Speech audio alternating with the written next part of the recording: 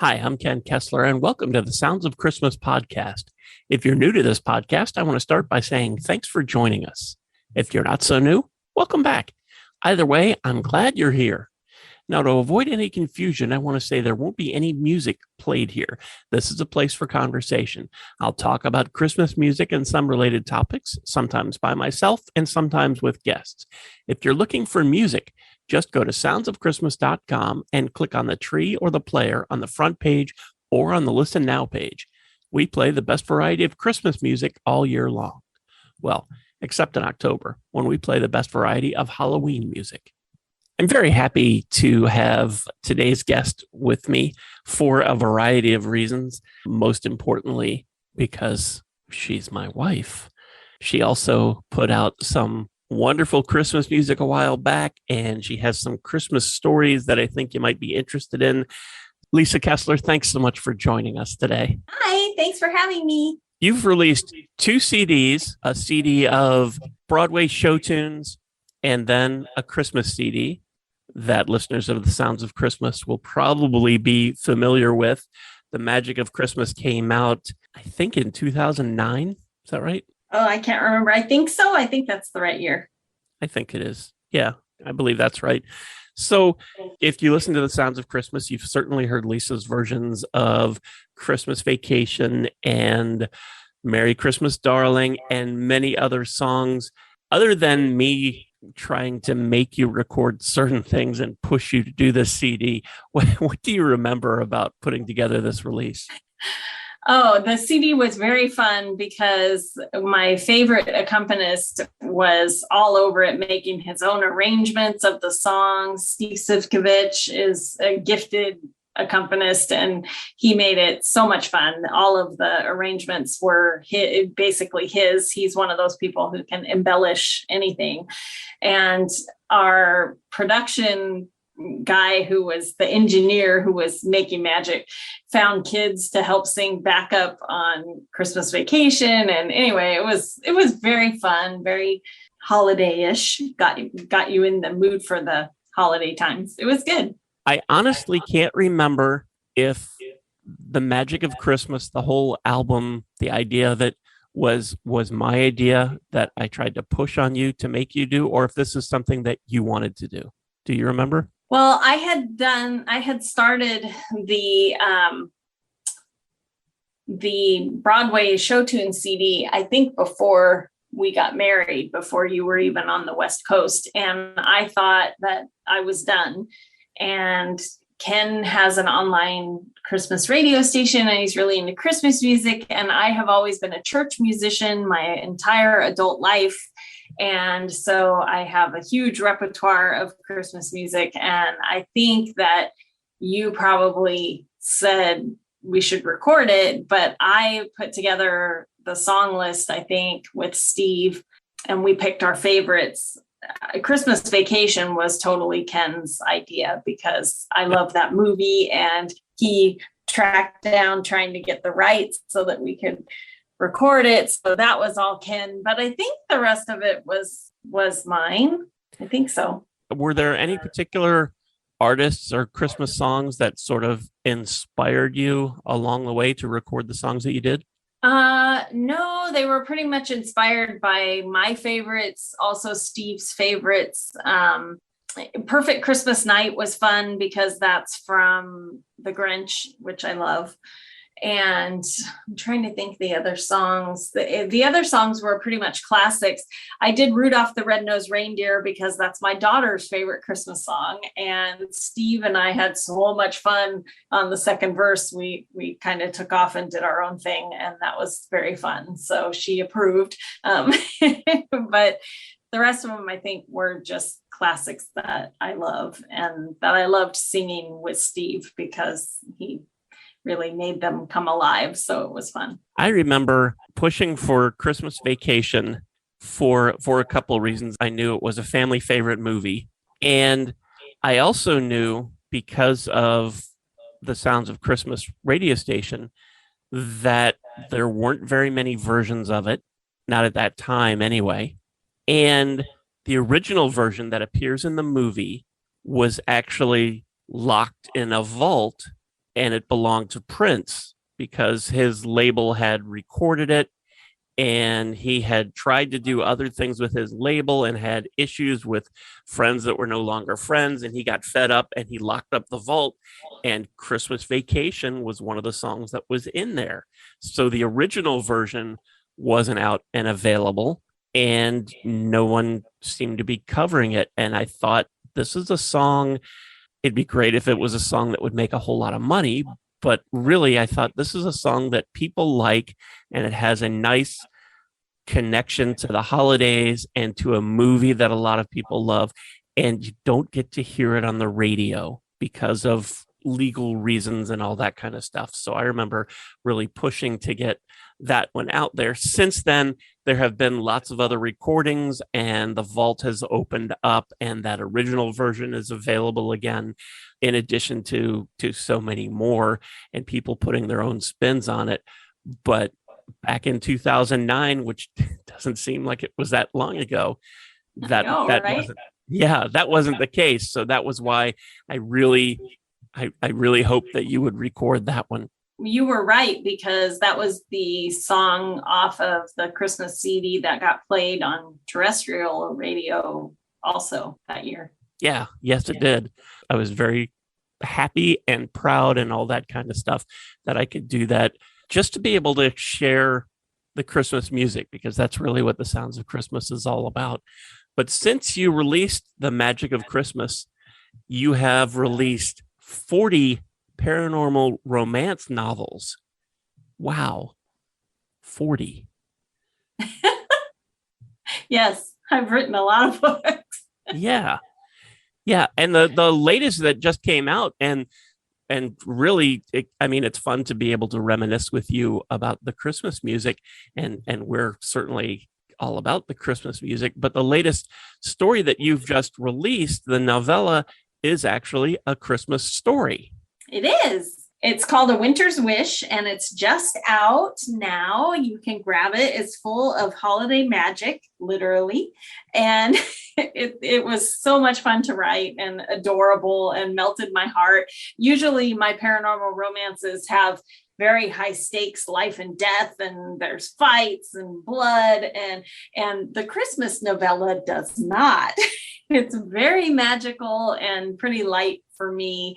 But oh my gosh, my heart. It was very, very fun to write. Without giving anything away, can you tell us a little bit about what it's about? Yes.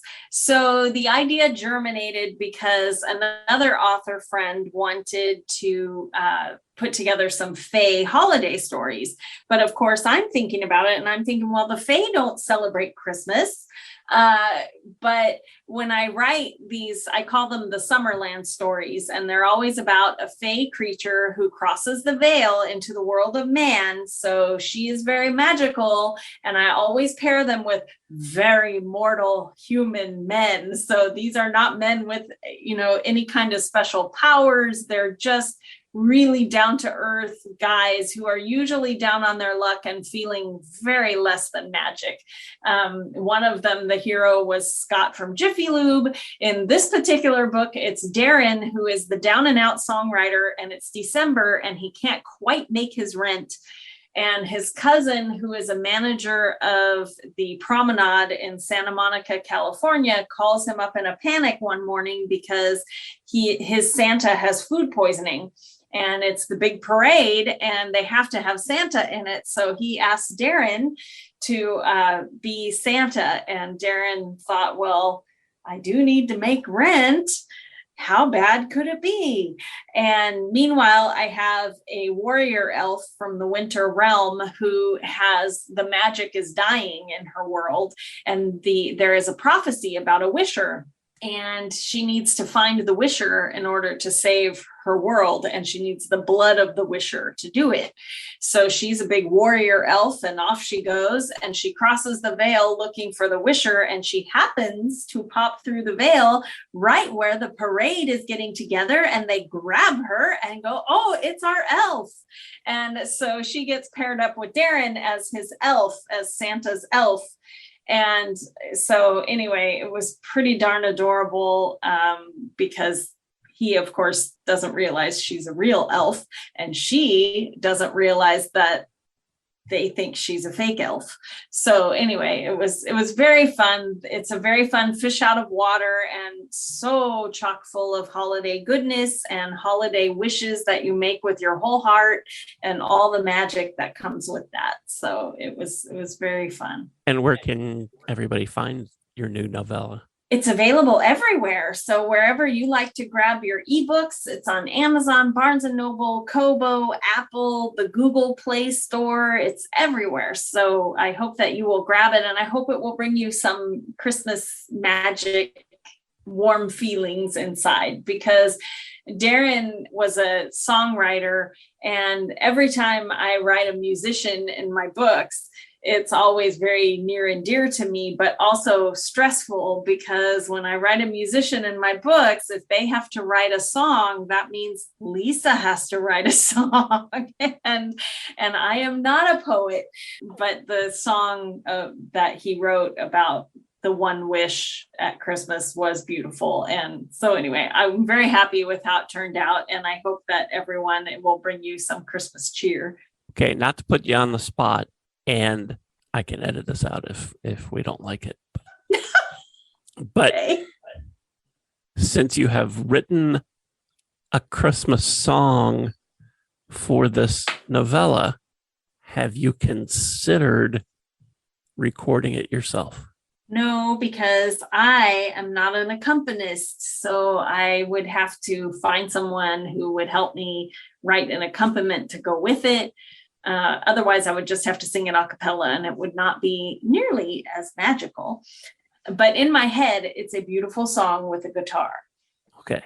So if there's anybody listening who fits the bill and is interested, keep listening to this podcast. And when Lisa tells us how to connect with her, you can reach out, and maybe you guys can collaborate, and maybe next year we'll have a new Christmas song. We'll have an amazing Christmas song about a wish.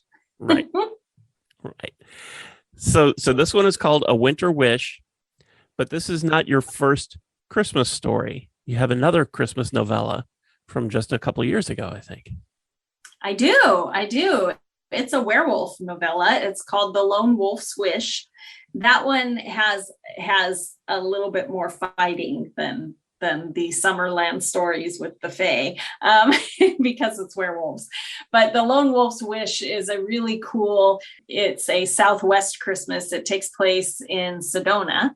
So there are lots of Sedona things to do in it around Christmas. And basically it's a second chance romance. So he goes to Sedona hunting the assassin that he believes killed his entire pack. And when he finds him, he also stumbles across his one true love from high school who got away. And so he stumbles across her and also discovers she is his one true mate. Dang it. And he's a werewolf.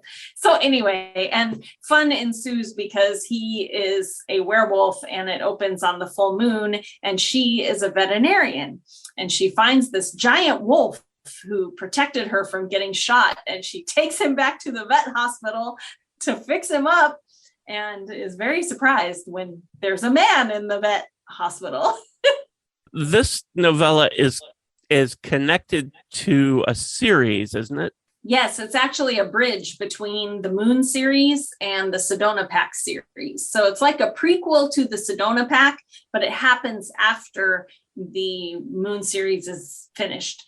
You don't have to have read either series. It stands alone. But if you're interested in the werewolf series, it's a bridge between the two series. That was actually going to be my next question, if you had to read the others before you could read it. So this one's another Christmas wish book. The new one is A Winter Wish, and this one was The Lone Wolf's Wish. Yes. But there's still more Christmas stories that you've written. You've written a couple of short stories that take place or have to do with Christmas as well. I have. I wrote a short story anthology, and there's a whole section of it that is Christmas stories. And one of the cutest ones, though, is the demon's first Christmas. And it's a demon that's supposed to be doing bad things, but he accidentally stumbles upon Christmas time and he falls in love with Christmas. So he has to hide it from the other demons that he's buying Christmas stockings and lights and tinsel and he's supposed to be doing bad things, but he also loves giving gifts. So he's secretly giving kids chia pets and all this fun stuff that he finds because it makes him feel good, but he has to secretly let the other demons think he's doing bad things. And I also wrote a vampire Christmas story where one of the three kings is a vampire secretly. And so that one was pretty cool. I'm trying to think the other Christmas stories that are in there. I believe there's 4 Christmas stories in Forgotten Treasures is the anthology. So there are some Christmas things hidden in there too. So Forgotten Treasures and The Lone Wolf's Wish and The Winter Wish, those are things everybody can find on Amazon and Barnes and Noble and all the usual suspects that you had mentioned, right? Yes. And A Winter's Wish is the new one. Right. And for people who are listening to this, whether they want to contact you about collaborating on a song or they just want to keep up with you, is there a particular social media? I know you're on all of the socials. You're on Twitter and Facebook and Instagram and TikTok, and you have a YouTube channel. Are there any of those that are better than others for people to follow, or should they go to your website and click on links from there? What's the best way? I'm pretty connected to all of my social media and my website. So really whatever is easiest for you. My website is lisa-kessler.com. And I'm on all the social medias. Many of them I'm on as Lisa Kessler, but some I'm on as Lady Disney, which is LDY Disney. No A in there. And you can find me at any of those places. I'm pretty available. A Winter's Wish is out now, along with the other Christmas stories we mentioned, and the music is still available wherever you stream and download and listen to music. The name of the album is The Magic of Christmas. You can also find that everywhere, just like the books. Lisa, thank you so much for joining us. Even on TikTok. That's right. Even on TikTok. I was so surprised to find people doing videos to my music on TikTok. To the Christmas music or to the other music, or to both? To all of it, to both CDs. I've found people doing videos to the Christmas music and to the Broadway show tunes. So it's very fun. So if you're on TikTok, you should check that out too. So really, the books and the music are really everywhere. Yes, they are. Terrific. Lisa, thank you so much for joining us today.